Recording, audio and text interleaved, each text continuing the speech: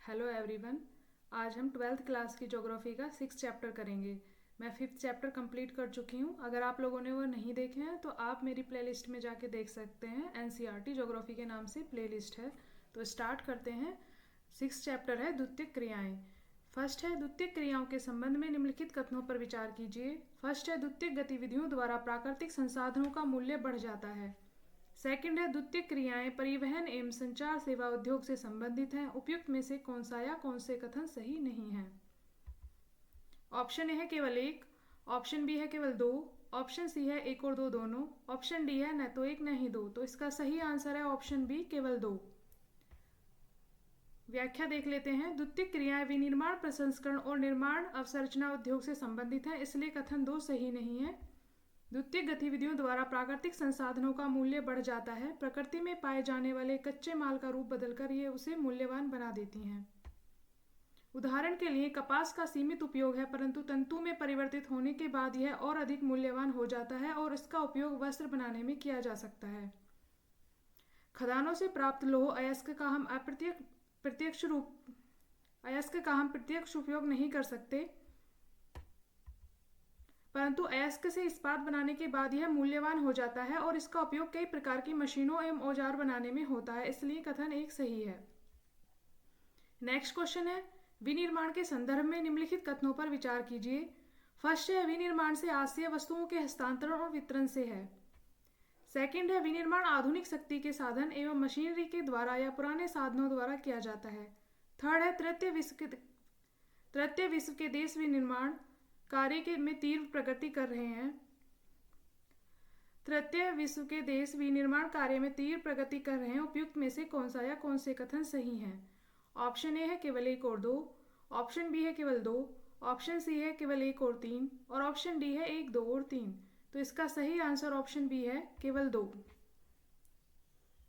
विनिर्माण से आशय किसी भी वस्तु का उत्पादन है, न कि वस्तुओं का हस्तांतरण वितरण, इसलिए कथन एक सही नहीं है। हस्तशिल्प कार्य से लेकर लोह व इस्पात को गढ़ना, प्लास्टिक के खिलौने बनाना, कंप्यूटर के अति सूक्ष्म घटकों को जोड़ना एवं अंतरिक्ष यान निर्माण इत्यादि सभी प्रकार के उत्पादन को विनिर्माण के अंतर्गत ही माना जाता है। विनिर्माण आधुनिक शक्ति के साधन एवं मशीनरी के द्वारा या पुराने साधनों द्वारा किया जाता है, इसलिए कथन दो सही है। विनिर्माण की सभी प्रक्रियाओं में कुछ सामान्य विशेषताएं होती हैं, जैसे शक्ति का उपयोग, एक ही प्रकार की वस्तुओं का विशाल उत्पादन एवं कारखानों में विशिष्ट श्रमिक जो मानक वस्तुओं का उत्पादन करते हैं।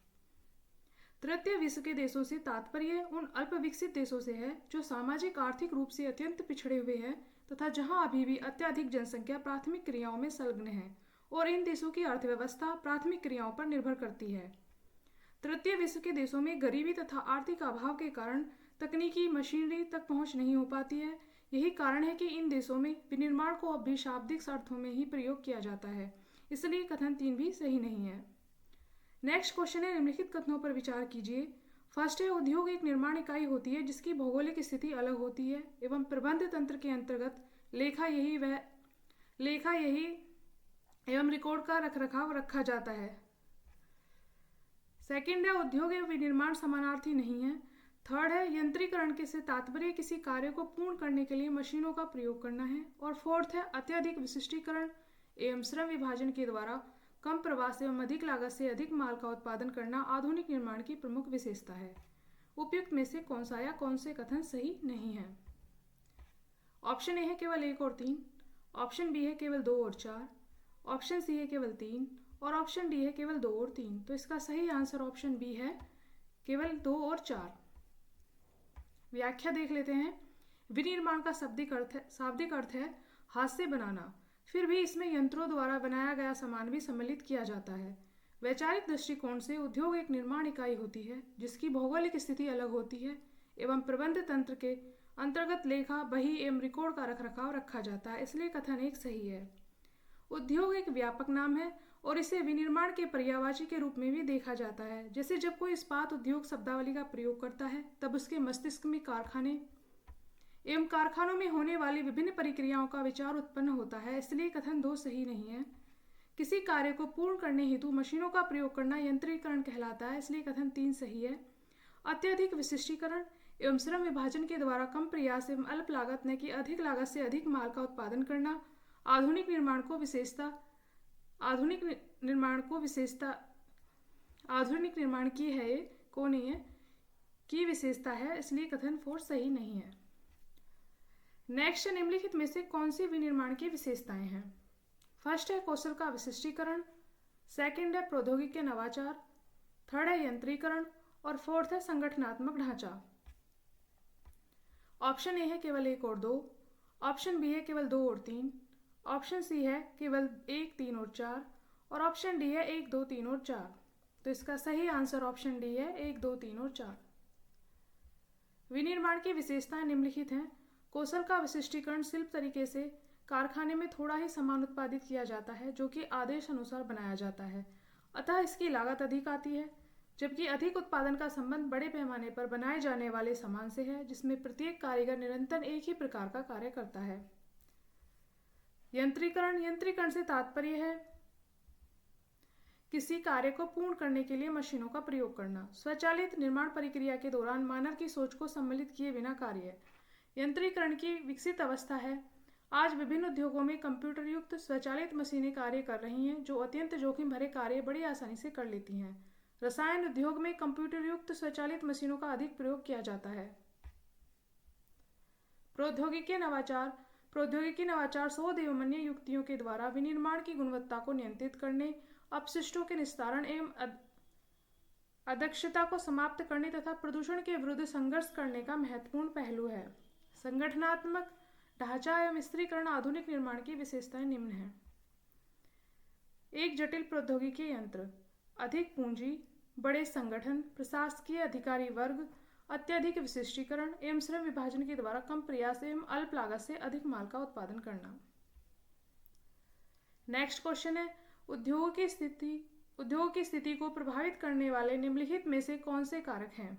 ऑप्शन ए है बाजार की अभिगम्यता, ऑप्शन बी है कच्चे माल की प्राप्ति तक अभिगम्यता, ऑप्शन सी है परिवहन एवं संचार की सुविधाओं तक अभिगम्यता और ऑप्शन डी है उपयुक्त सभी। तो इसका सही आंसर है ऑप्शन डी, उपयुक्त सभी। व्याख्या देख लेते हैं। उद्योग अपनी लागत घटाकर लाभ को बढ़ाते हैं, इसलिए उद्योगों की स्थापना उस स्थान पर की जानी चाहिए जहां पर उत्पादन लागत कम आए। उद्योगों की स्थिति को प्रभावित करने वाले कारक निम्न हैं। बाजार तक अभिगम्यता उद्योगों की स्थापना से सबसे प्रमुख कारक उसके द्वारा उत्पादित माल के लिए उपलब्ध बाजार का होना है। कच्चे माल की प्राप्ति तक अभिगम्यता, उद्योग के लिए कच्चा माल अपेक्षाकृत सस्ता एवं सरलता से परिवहन योग्य होना चाहिए। भारी वजन, सस्ते मूल्य एवं वजन घटने वाले पदार्थ जैसे अयस्क पर आधारित उद्योग कच्चे माल के स्रोत स्थल के समीप ही स्थित हैं, जैसे इस्पात, चीनी एवं सीमेंट उद्योग। कृषि प्रसंस्करण एवं डेयरी उत्पाद उद्योग क्रमशः कृषि उत्पादन क्षेत्रों के समीप ही स्थापित किए जाते हैं। श्रम आपूर्ति तक अभिगम्यता, उद्योग की अवस्थिति में श्रम एक प्रमुख कारक है।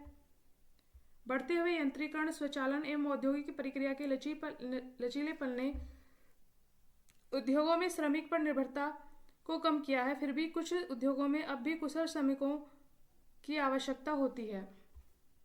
शक्ति के साधनों तक अभिगम्यता, वे उद्योग जिनमें अधिक शक्ति की आवश्यकता होती है ऊर्जा के स्रोत के समीप लगाए जाते हैं, जैसे एल्यूमिनियम उद्योग। परिवहन एवं संचार की सुविधाओं तक अभिगम्यता, कच्चे माल को कारखाने तक लाने के लिए और परिष्कृत सामग्री को बाजार तक पहुंचाने के लिए तीव्र और सक्षम परिवहन सुविधाएं औद्योगिक विकास के लिए आवश्यक हैं। परिवहन लागत किसी औद्योगिक इकाई को अवस्थिति को निश्चित करने में महत्वपूर्ण कारक है। सरकारी नीति, संतुलित आर्थिक विकास हेतु सरकार प्रादेशिक नीति अपनाती है, जिसके अंतर्गत विशिष्ट क्षेत्रों में उद्योगों की स्थापना की जाती है। नेक्स्ट है स्वच्छंद उद्योग के संदर्भ में निम्नलिखित कथनों पर विचार कीजिए जो फुटलूज इंडस्ट्रीज हैं उनके लिए। फर्स्ट है स्वच्छंद उद्योग विशिष्ट कच्चे माल पर निर्भर करते हैं। सेकंड है ये उद्योग संगठन ऊर्जा पर निर्भर करते हैं। थर्ड है इनमें उत्पादन अत्यधिक मात्रा में होता है और फोर्थ है ये उद्योग प्रदूषण नहीं फैलाते हैं। उपयुक्त में से कौन सा या कौन से कथन सही हैं? ऑप्शन ए है केवल 1 और 3, ऑप्शन बी है केवल 2 और 4, ऑप्शन सी है केवल 3, ऑप्शन डी है 1, 2 और 4। तो इसका सही आंसर ऑप्शन बी है 2 और 4। स्वच्छंद उद्योग व्यापक विविधता वाले स्थानों पर स्थित होते हैं। ये उद्योग किसी विशिष्ट कच्चे माल पर निर्भर नहीं रहते, इसलिए कथन एक सही नहीं है। इन उद्योगों में उत्पादन कम मात्रा में होता है एवं श्रमिकों की कम आवश्यकता होती है, जैसे हीरा उद्योग, कंप्यूटर चिप्स उद्योग आदि, इसलिए कथन 3 भी सही नहीं है। ये उद्योग प्रदूषण नहीं फैलाते एवं संगठक पुर्जों पर निर्भर रहते हैं जो कहीं से भी प्राप्त किए जा सकते हैं, इसलिए कथन 2 और 4 सही है। इसकी स्थापना में महत्वपूर्ण कारक सड़कों के जाल द्वारा अभिगम्यता होती है। नेक्स्ट क्वेश्चन है, निम्नलिखित में से कौन सा उद्योग कृषि आधारित नहीं है? ऑप्शन ए है वनस्पति तेल, ऑप्शन बी है चीनी, ऑप्शन सी है नमक, ऑप्शन डी है सूती वस्त्र। तो इसका सही आंसर ऑप्शन सी है नमक। नमक रसायन आधारित उद्योग है, न कि कृषि आधारित। नेक्स्ट क्वेश्चन है, निम्नलिखित में से कौन सा वन आधारित उद्योग है? ऑप्शन ए है लाख, ऑप्शन है कृत्रिम रेशा, ऑप्शन सी है कॉफी, ऑप्शन डी है पेट्रो रसायन। तो इसका सही आंसर ऑप्शन ए है लाख। इमारती लकड़ी, लाख व कागज वन आधारित उद्योग है, कॉफी कृषि आधारित उद्योग है तथा कृत्रिम रेशा पेट्रो रसायन रसायन आधारित उद्योग है। ये कागज है, लाख व कागज वन। नेक्स्ट क्वेश्चन, निम्नलिखित कथनों पर विचार कीजिए। फर्स्ट है, चीनी सूती वस्त्र एवं वनस्पति तेल उद्योग स्वच्छंद उद्योग हैं। सेकंड है, खनिज तेल एवं जल विद्युत शक्ति के विकास ने उद्योग की अवस्थिति कारक के रूप में कोयला शक्ति के महत्व को कम किया है। उपयुक्त में से कौन सा कथन सही है? ऑप्शन ए है केवल एक, ऑप्शन बी है केवल दो, ऑप्शन सी है एक और दो दोनों, ऑप्शन डी है न तो एक न ही दो। तो इसका सही आंसर ऑप्शन बी है केवल दो। चीनी सूती वस्त्र एवं वनस्पति तेल उद्योग स्वच्छंद नहीं बल्कि कृषि आधारित उद्योग है। स्वच्छंद उद्योग कच्चे माल पर निर्भर नहीं होते हैं, जबकि चीनी सूती वस्त्र एवं वनस्पति तेल उद्योग कच्चे माल पर निर्भर रहने वाले उद्योग हैं, इसलिए कथन एक सही नहीं है। आजकल जल विद्युत एवं खनिज तेल भी कई उद्योगों के लिए शक्ति का महत्वपूर्ण साधन है, जिसने कोयला शक्ति के महत्व को कम किया है, इसलिए कथन 2 सही है। नेक्स्ट क्वेश्चन है, निम्नलिखित कथनों पर विचार कीजिए। फर्स्ट है, पूंजी व परिवहन कुटीर उद्योग को अधिक प्रभावित करते हैं। सेकंड है, छोटे पैमाने के उद्योग विकासशील देशों की विशेषता है। थर्ड है, पत्तन नगरों ने भारत में उद्योग को आकर्षित किया है। उपयुक्त में से कौन से कथन सही नहीं है? ऑप्शन ए है केवल एक, ऑप्शन बी है केवल एक और दो, ऑप्शन सी है केवल 2 और 3, ऑप्शन डी है केवल 3। तो इसका सही आंसर है ऑप्शन ए, एक और दो, केवल एक। सही नहीं है, बाकी सब सही है।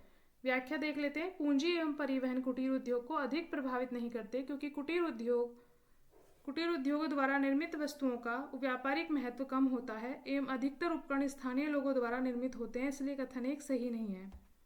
भारत, चीन, इंडोनेशिया एवं ब्राजील जैसे देशों ने अपनी जनसंख्या को रोजगार उपलब्ध करवाने के लिए इस प्रकार के श्रम सघन छोटे पैमाने के उद्योग प्रारंभ किए, इसलिए कथन 2 सही है।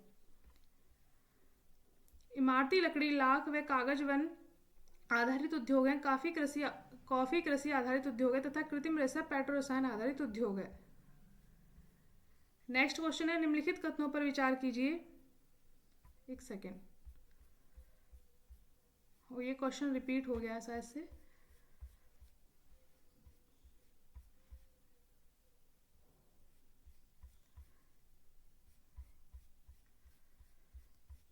हाँ, हम यहाँ से करेंगे क्वेश्चन 11 से। क्वेश्चन 9 और 10 रिपीट हो गए थे, तो इसलिए अब 11 से स्टार्ट करते हैं। निम्नलिखित में से कौन सी एक अर्थव्यवस्था में उत्पादन का स्वामित्व व्यक्तिगत एवं सार्वजनिक दोनों होता है? ऑप्शन ए है मिश्रित, ऑप्शन बी है पूंजीवाद, ऑप्शन सी समाजवाद और ऑप्शन डी इनमें से कोई नहीं। तो इसका सही आंसर है ऑप्शन ए, मिश्रित। मिश्रित अर्थव्यवस्था में निजी एवं सार्वजनिक दोनों प्रकार के उद्यम पाए जाते हैं, इसलिए विकल्प ए सही है। नेक्स्ट क्वेश्चन है, निम्नलिखित कथनों पर विचार कीजिए। फर्स्ट है, उद्योग जिनके उत्पाद को अन्य वस्तुएं बनाने के लिए कच्चे माल के रूप में प्रयोग में लाया जाता है आधारभूत उद्योग कहलाते हैं। सेकंड है, पूंजीवादी अर्थव्यवस्था में उत्पादन का स्वामित्व व्यक्तिगत होता है। और थर्ड है, सार्वजनिक क्षेत्र के उद्योग का संचालन निजी और सरकारी दोनों के द्वारा किया जाता है। उपयुक्त में से कौन से कथन सही नहीं है?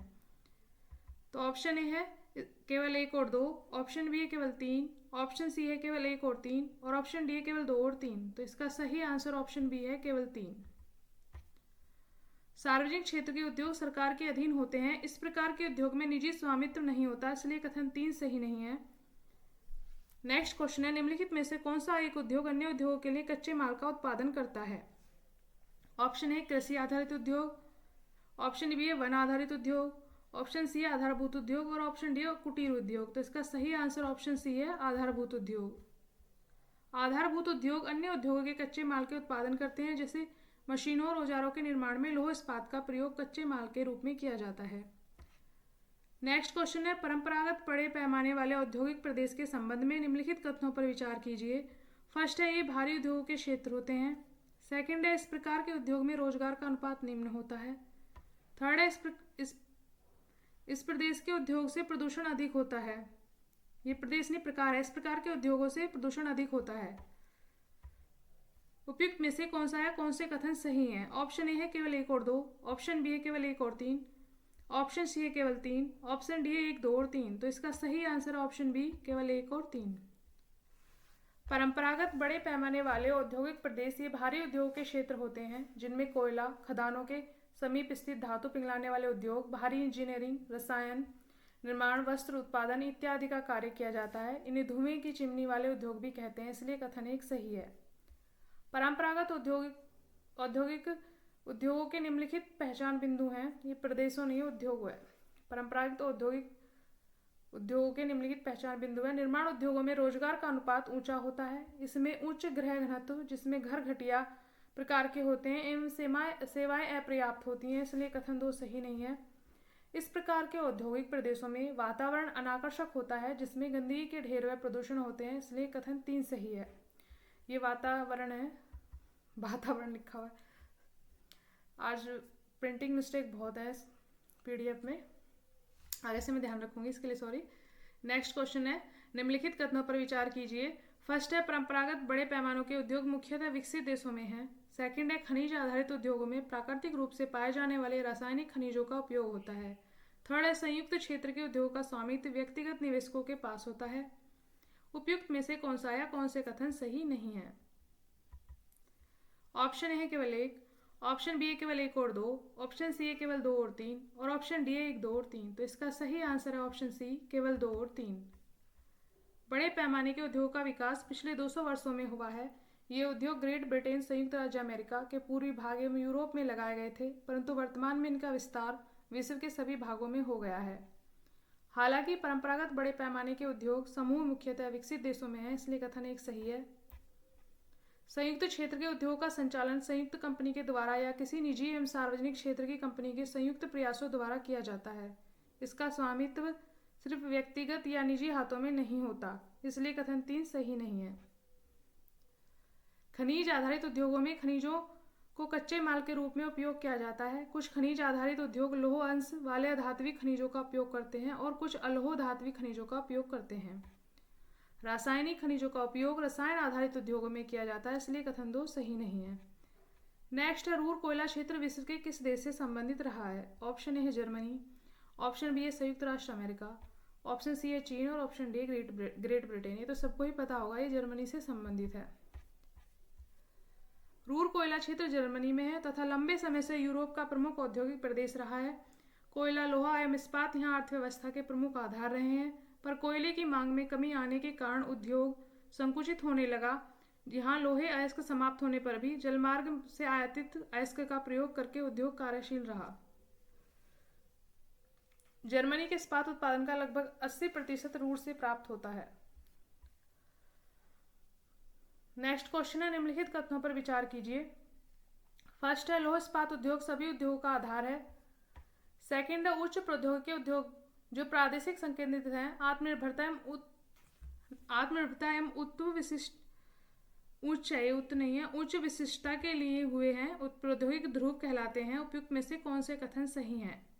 ऑप्शन ए है केवल 1, ऑप्शन बी केवल 2, ऑप्शन सी है 1 और 2 दोनों, ऑप्शन डी है ना तो 1 ना ही 2। तो इसका सही आंसर ऑप्शन सी है केवल 1 और 2। लौह इस्पात उद्योग सभी उद्योगों का आधार है, इसलिए इसे आधारभूत उद्योग भी कहा जाता है। यह आधारभूत इसलिए है क्योंकि यह अन्य उद्योगों जैसे कि मशीन और औजार जो आगे उत्पादों के लिए प्रयोग किए जाते हैं को कच्चा माल प्रदान करता है। निर्माण क्रियाओं में उच्च प्रौद्योगिकी नवीनतम पीढ़ी है। इसमें उन्नत वैज्ञानिक एवं इंजीनियरिंग उत्पादों का निर्माण गहन शोध एवं विकास के प्रयोग द्वारा किया गया है। उच्च प्रौद्योगिकी उद्योग जो प्रादेशिक संकेंद्रित हैं, आत्मनिर्भर एवं उच्च विशिष्टता लिए होते हैं, उन्हें प्रौद्योगिक ध्रुव कहते हैं। सैन फ्रांसिस्को के समीप सिलिकन घाटी एवं सिएटल के समीप सिलिकॉन वन प्रौद्योगिक ध्रुव के उदाहरण है। अतः कथन 1 और 2 दोनों सही हैं। नेक्स्ट है लौह इस्पात उद्योग के संबंध में निम्नलिखित कथनों पर विचार कीजिए। फर्स्ट है परंपरागत रूप से बड़े इस्पात उद्योग की स्थिति कच्चे माल के स्रोत से दूर रही है। सेकंड है लौह इस्पात का उत्पादन करने वाला क्षेत्र पीटर्सबर्ग वर्तमान में जंग का कटोरा नाम से जाना जाता है। उपयुक्त में से कौन सा या कौन से कथन सही हैं? ऑप्शन ए है केवल 1, ऑप्शन बी है केवल 2, ऑप्शन सी है 1 और 2 दोनों, ऑप्शन डी है ना तो 1 ना ही 2। तो इसका आंसर है ऑप्शन बी केवल 2। परंपरागत रूप से बड़े इस्पात उद्योग की स्थिति कच्चे माल के स्रोत के समीप ही रही है, जहां लौह अयस्क, कोयला, मैग्नीज एवं चूना पत्थर आसानी से उपलब्ध हो जाते हैं। यहाँ यह ऐसे स्थान पर भी अवस्थित हो सकता है जहां कच्चा माल आसानी से पहुंचाया जा सके, जैसे पत्तन के समीप। इसलिए कथन 1 सही नहीं है। लौह इस्पात उद्योग का केंद्रीकरण अमेरिका, यूरोप एवं एशिया के विकसित देशों में है। अमेरिका में लौह इस्पात का उत्पादन करने वाले प्रमुख क्षेत्र पीटर्सबर्ग का महत्व अब घट रहा है तथा इस क्षेत्र को वर्तमान में जंग का कटोरा नाम से पुकारा जाता है। इसलिए कथन 2 सही है। तो यहाँ पे हमारा चैप्टर समाप्त होता है। Thank you everyone. अगर आपको पसंद आ रहा है तो लाइक कीजिएगा और शेयर कीजिएगा।